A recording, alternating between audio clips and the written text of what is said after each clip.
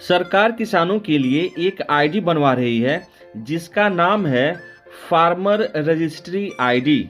जैसा कि नाम से ही पता चल रहा है कि ये आईडी किसानों के लिए है, तो आखिर इस आईडी को बनवाने से किसानों को क्या फ़ायदा होने वाला है, अगर किसान इस आईडी को नहीं बनवाते हैं तो उनको क्या नुकसान हो सकता है, इस आईडी को बनवाने के लिए आपके पास कौन कौन सा डॉक्यूमेंट होना चाहिए, इस आईडी को बनवाने के लिए अंतिम तारीख क्या है, इस वीडियो में मैं आपको इन सभी टॉपिक्स की जानकारी दूंगा। वीडियो शुरू करने से पहले आपसे छोटा सा रिक्वेस्ट है कि अगर आप इस चैनल पे नए हैं तो वीडियो देखने के बाद अगर आपको अच्छा लगे तो वीडियो को लाइक, सब्सक्राइब और शेयर जरूर करिएगा।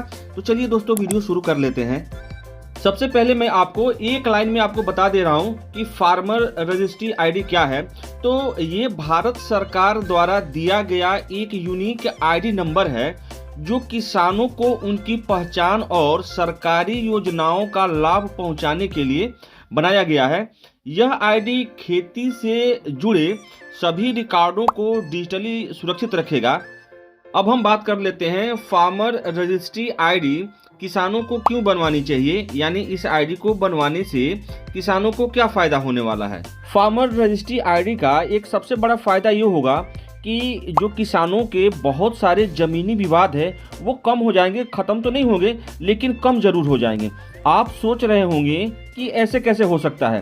तो एक्चुअली दोस्तों, जब हम फार्मर रजिस्ट्री आईडी बनवाने के लिए जब हम रजिस्टर कर रहे हैं तो वहाँ पर आधार कार्ड का नंबर डालना पड़ रहा है। तो अब जितने जो ज़मीन है, यानी किसानों की जितनी ज़मीनें हैं वो आधार कार्ड से रजिस्टर्ड हो जा रही हैं। तो अब जो ज़मीन है वो पक्का हो जा रहा है कि इस आधार कार्ड से जुड़ा हुआ है, तो इसी व्यक्ति का वो ज़मीन है।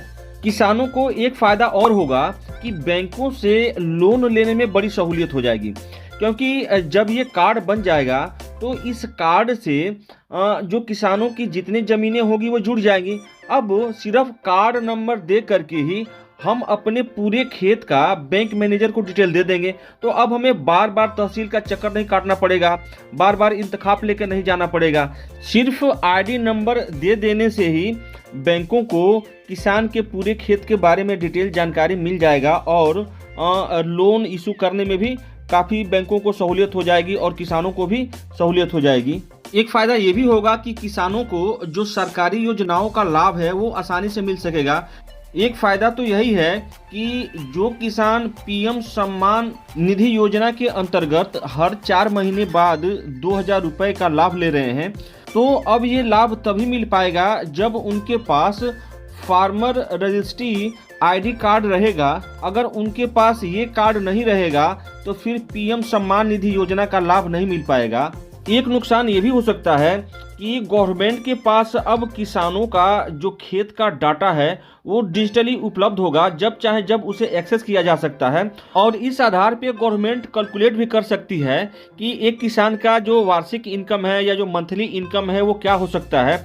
तो जैसा कि अभी अभी आपने सुना कि गवर्नमेंट ने, यानी जो हमारी फाइनेंस मिनिस्टर निर्मला सीतारमण जी हैं, उन्होंने पॉपकॉर्न पे टैक्स लगा दिया।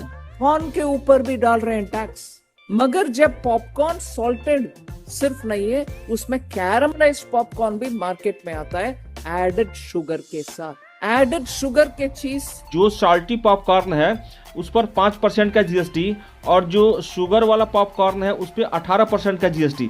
तो जब किसानों की आय जब नजर आएगी तो गवर्नमेंट बिल्कुल नहीं चूकने वाली है, एक दिन ये भी जरूर हो जाएगा। एक जानकारी और आपको दे दूं कि फार्मर रजिस्ट्री आईडी बनाने का जो अंतिम तारीख है वो 31 जनवरी तक है। तो आप जल्दी से जल्दी आप अपना फार्मर आईडी बनवा लें। इस आईडी को बनवाने के लिए आपके पास आधार कार्ड और आधार कार्ड से लिंक मोबाइल नंबर और खेत की खतौनी का गाटा संख्या होना चाहिए। बस इतना रहेगा, आपका फार्मर रजिस्ट्री आईडी बन जाएगा। अगर आप कुछ और जानना चाहते हैं तो कमेंट करके पूछिए, मैं आपको जरूर जवाब दूंगा। और उम्मीद करता हूं कि आपने वीडियो को लाइक, सब्सक्राइब और शेयर कर लिया होगा। Thank you for watching.